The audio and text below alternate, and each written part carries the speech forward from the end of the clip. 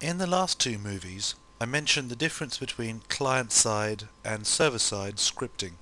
A good way to demonstrate this would be to attempt to directly load a PHP file into a web browser without using a piece of server software.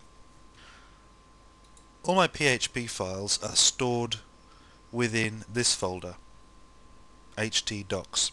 This is the root of the web server that I'm using, Apache.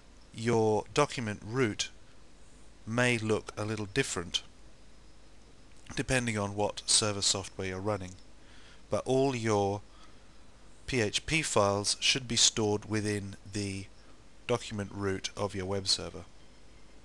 We're going to have a look at enter.php, which is stored within the forum test folder, and we're going to try and drag this directly onto our web browser.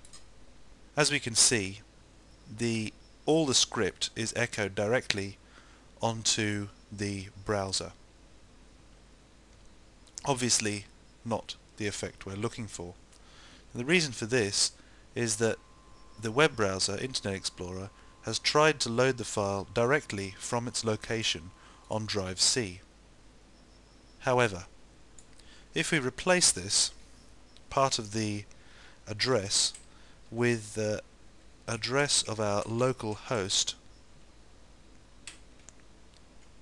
which we can represent either by a numeric value or simply by the word localhost, using forward slashes, something to remember if you're running on Windows as I am, then we try to run the file.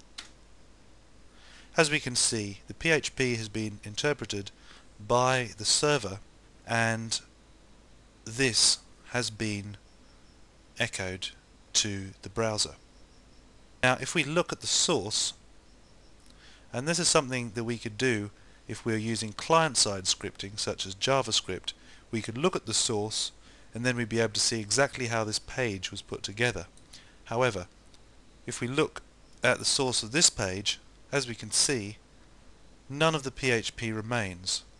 All we have here is the HTML made to create this page.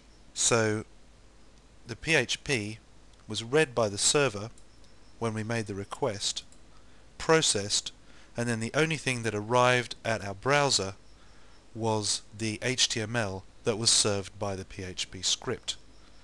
This is a very important difference that you need to grasp before you move on to start making your scripts. In our next movie, you're going to write your very first PHP script.